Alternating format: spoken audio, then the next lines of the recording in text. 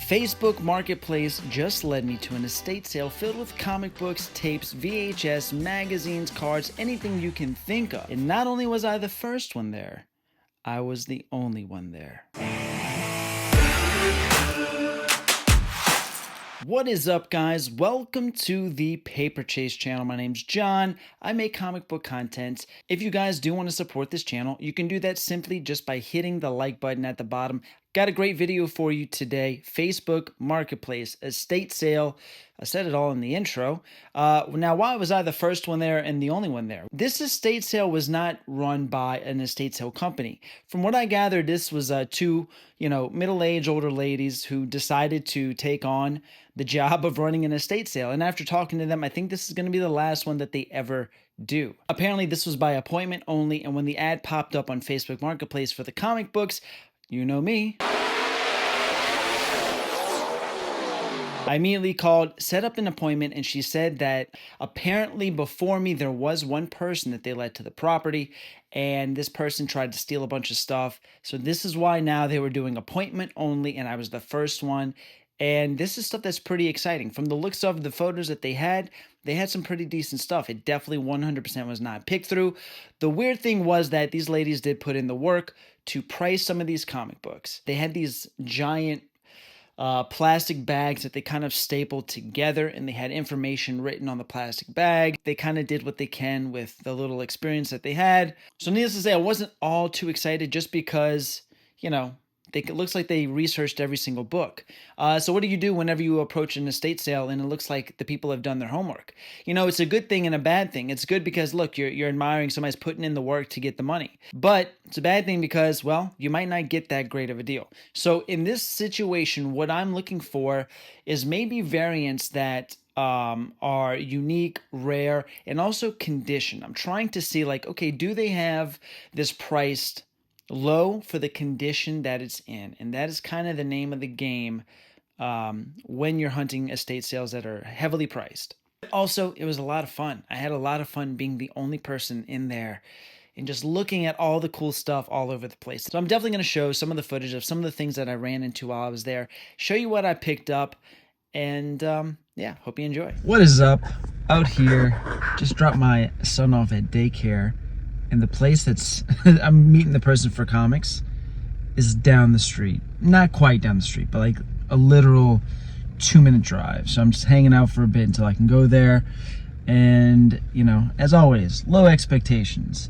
I'm sure, intro John gave you the rundown on how this whole thing came about, so I'll spare you the double story.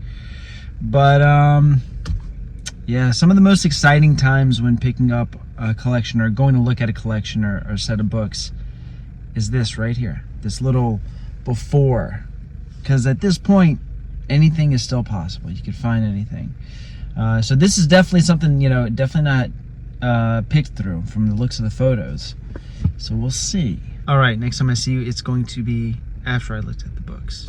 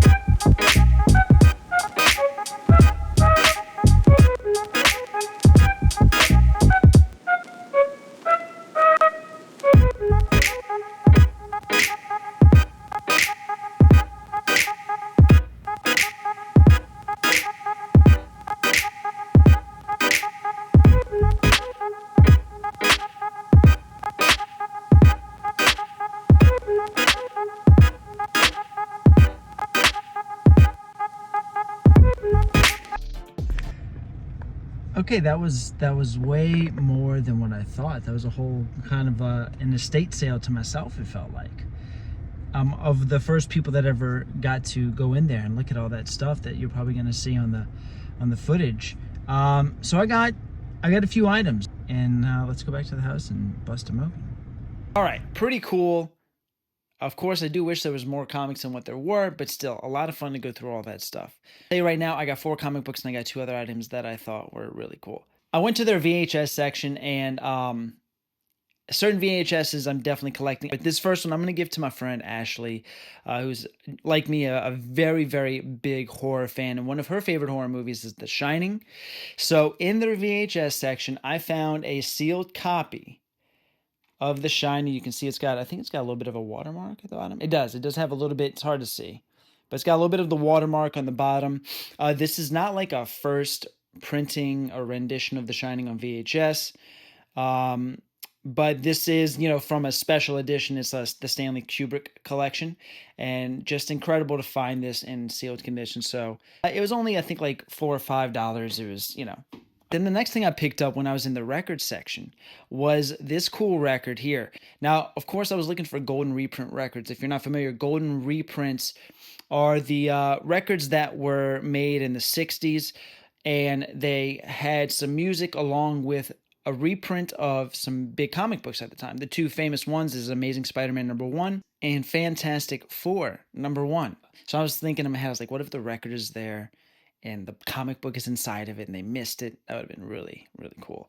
But I did find this record here, and stopped me in my tracks. Look at this. This giant presents, this is Power Records presents The Adventures of the Amazing Spider-Man. These right here are the records that reprint these comic books here. Amazing Spider-Man issue number 124, if you're not familiar, is the first appearance of Man-Wolf, which is the son of J. Jonah Jameson, and you can kind of see here on the cover. And of course, I snagged it because I've got my copy here, which turned out to be a CGC 9.2, and I mean, how cool are the both of those together? That's pretty neat. That's pretty neat. So, and I think this was only $2. So, of course I got it. All right, on to the comic stuff. You know me, I'm searching for horror and just cool shit, keys, just things that jump out at me. And I did find this actually somewhat hard to find comic of Monster in My Pocket. This thing randomly got hot for, I don't even remember why, but like a while back. These are not very easy to come across. It is a newsstand, and as far as condition goes, I mean, it's probably an 8.0 to a 7.5. Had a lot of Valiant, or not a lot, but they had some Valiant Nintendo comics, and I was not about to pass those up. I got this Super Mario Brothers issue number 1. This is not super high grade, so probably not going to get graded or anything like that. I'm even on the fence about selling it. But yeah, these are definitely not easy to come across in the wild, at least.